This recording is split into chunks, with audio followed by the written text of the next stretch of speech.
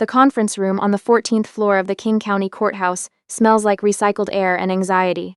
I arrive 7 minutes early and choose the seat facing the door. An old habit, the kind you develop when you spend your days reconstructing financial crimes that someone spent years believing they'd hidden perfectly. My parents walk in at 9:03. My mother hasn't changed much.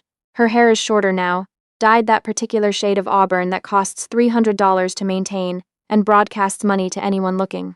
She's wearing a silk blouse bought to make an impression in rooms like this one.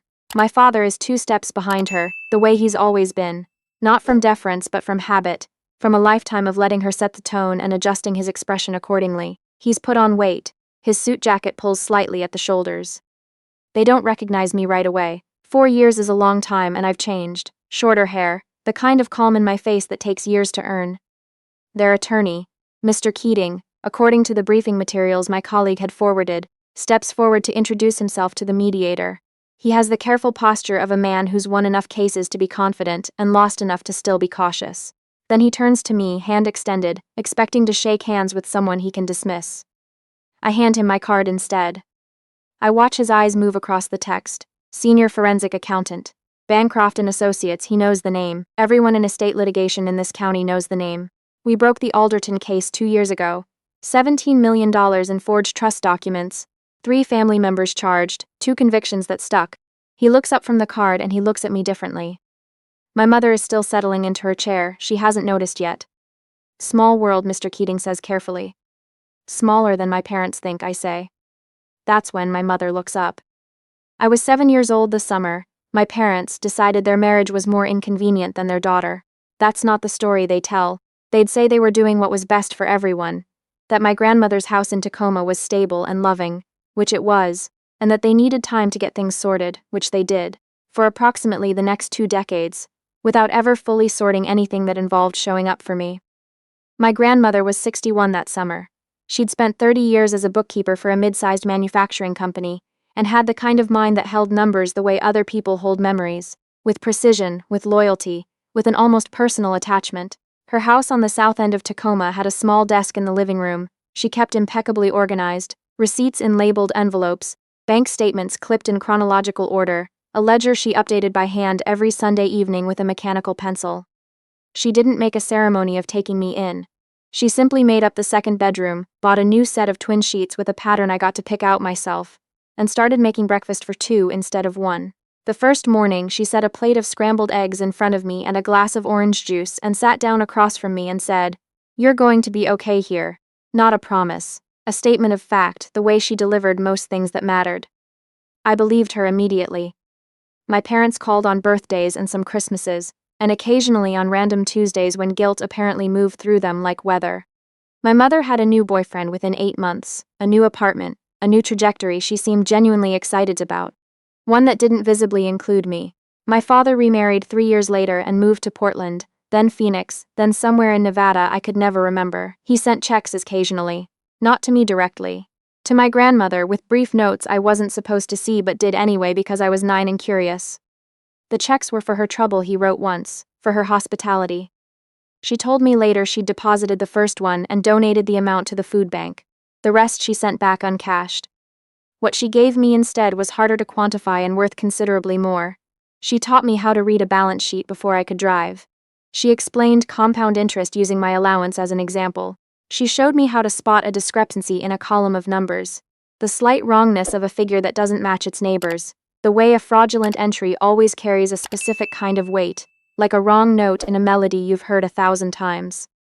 Numbers don't lie, she told me once, leaning over my shoulder as I worked through a practice ledger she'd set up for me. People lie through numbers, there's a difference. I went to the University of Washington on a merit scholarship, graduated with honors, spent 2 years at a regional accounting firm learning the fundamentals, then moved to Bancroft and Associates, which specialized in forensic work, fraud investigation, estate disputes, financial crimes. I had found, without particularly meaning to, the exact career my grandmother had been training me for since I was 7. She came to my pinning ceremony. She drove herself from Tacoma at 78, sat in the front row, and applauded with the particular restrained pride of a woman who didn't believe in excessive displays but made exceptions for occasions that warranted them. My parents were not there. I hadn't invited them. By that point, I had stopped leaving chairs empty in my mind. My grandmother died in February 8 months ago. A stroke, the same as her own mother. She was 83. Her mind had been sharp until 3 days before the end. I know because I saw her that weekend, and we spent an afternoon going through her recipe box, talking about a casserole she'd been meaning to make, arguing gently about whether dried thyme or fresh made a meaningful difference. The will was straightforward. She'd had it drawn up by an estate attorney 12 years ago and updated twice since, most recently 14 months before she died. Her house, a 3-bedroom craftsman that Tacoma's real estate market had transformed, without her permission, into a $1.4 million asset, and her savings account, approximately $112,000, went to me entirely. There were small bequests to her church, and to a neighbor who had looked after her garden during a knee surgery 3 years back. That was the whole of it. My parents filed their contest 6 weeks after the funeral. The filing arrived at my apartment on a Tuesday. I stood at my kitchen counter and read it twice. The core claim was that I had exerted undue influence over my grandmother during her final years, systematically isolating her from her family, meaning them, and positioning myself to inherit an estate that should, by their reasoning, be distributed more equitably. There was language about her alleged cognitive decline, and my proximity to her finances, as though my being a forensic accountant were itself suspicious rather than ironic. I made coffee. I sat down. I thought about my grandmother's mechanical pencil and her Sunday ledger. Then I drove to Tacoma. Her house still had her smell, cedar and dish soap and something faintly floral I'd never been able to identify. I had a key. I'd had a key since I was 19, when she handed it to me and said there was no reason for me to ring the bell at my own home. That had made me cry in my car for 15 minutes, which I did not tell her. I wasn't sure exactly what I was looking for when I started going through her files. I told myself I was gathering documentation for the will defense, records of her mental clarity, correspondence that demonstrated the depth of our relationship rather than any manipulation of it. I found that material easily. 12 years of birthday cards from her to me, each containing a specific observation about the past year. My promotion, a comment I'd made in October that she'd found particularly wise, a book I'd recommended that she'd stayed up too late reading. The cards alone were a kind of archive. Nobody writes like that to someone they're supposedly being isolated from. But I also found something else. It was in the back of the second file drawer, behind a folder labeled simply Correspondence. A series of documents I didn't recognize. The first was a home equity line of credit application from 11 years ago, with my grandmother's signature on the authorization form. The second was the same, from 6 years ago, a different amount. Together they represented 2 draws against the equity in her house. $95,000 the first time, $88,000 the second, totaling $183,000. My grandmother had mentioned neither of these to me.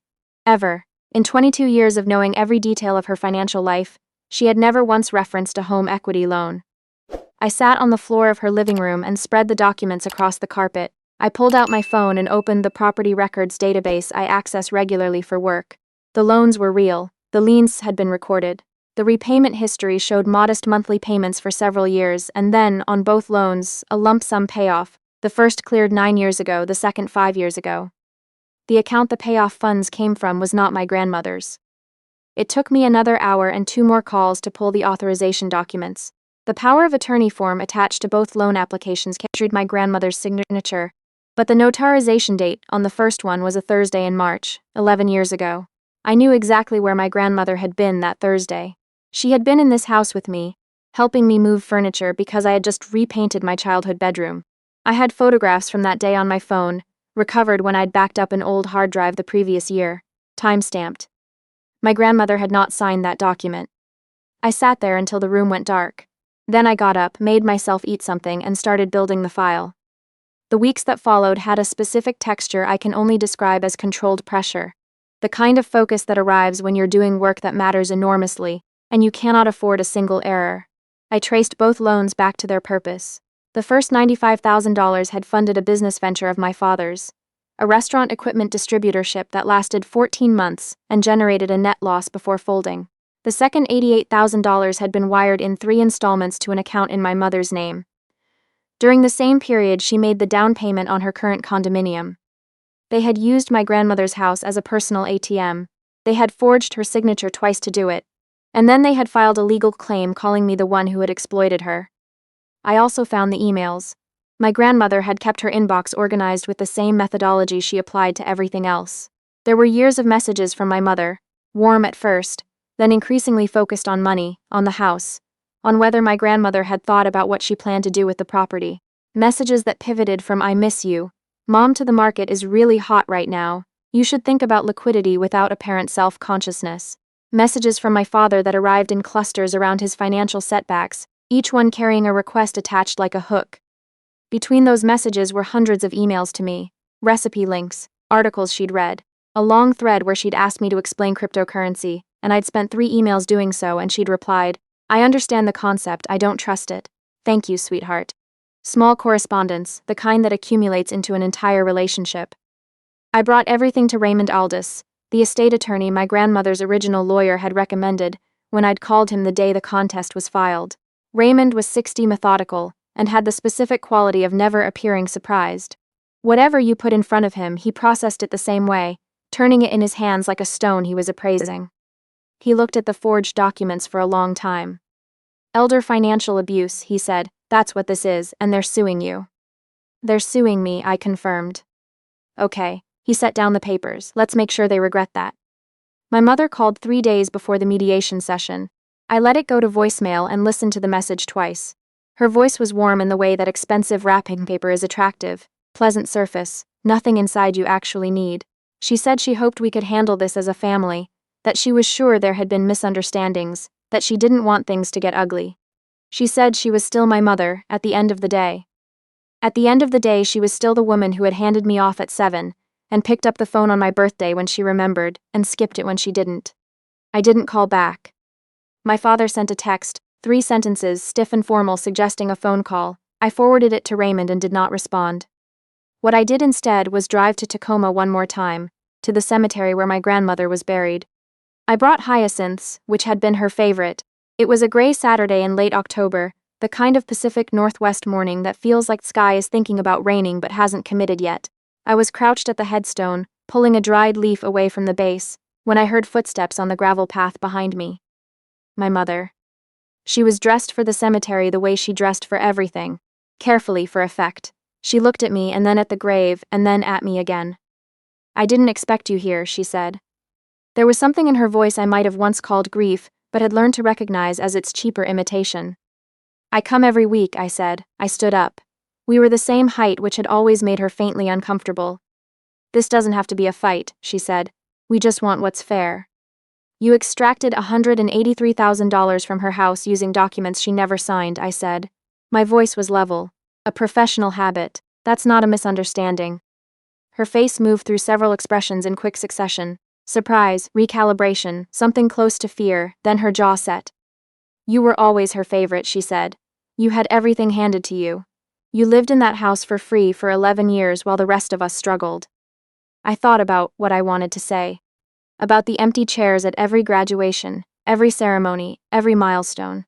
About a 7-year-old with twin sheets she'd picked out herself, learning that home was something you could build without the people who were supposed to build it for you.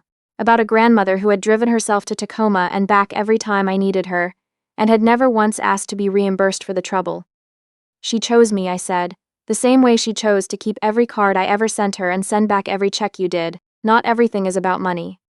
She reached out and grabbed my wrist, a gripping hold, firm and deliberate, meant to keep me in place. I looked down at her hand on my arm, then I looked back at her face.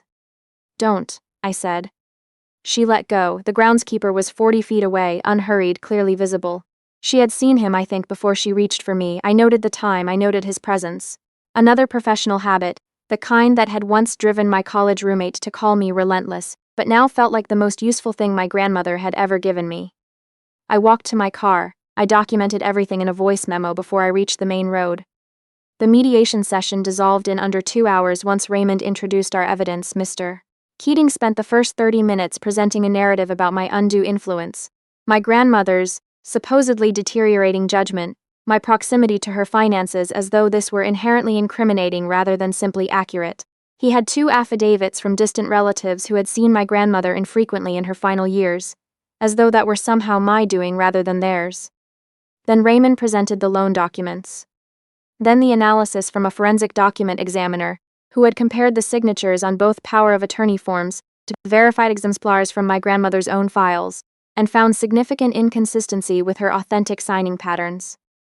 Then the bank records showing where the money had gone. Mr. Keating asked for a recess. He came back 11 minutes later and requested a private conversation with Raymond. I wasn't in the room for that exchange, but I didn't need to be. When the session resumed, the posture had shifted entirely. The will contest was being withdrawn. The question now was what came next, because Raymond had made it clear that withdrawing the contest did not close the matter of the forged documents. Before that could be resolved, the mediator paused the session. There was, he said, something he needed everyone to see. My grandmother's estate attorney had submitted a sealed envelope to the mediator's office the previous week, with instructions to open it in the event that the will was contested and reached formal proceedings. The mediator had followed the protocol.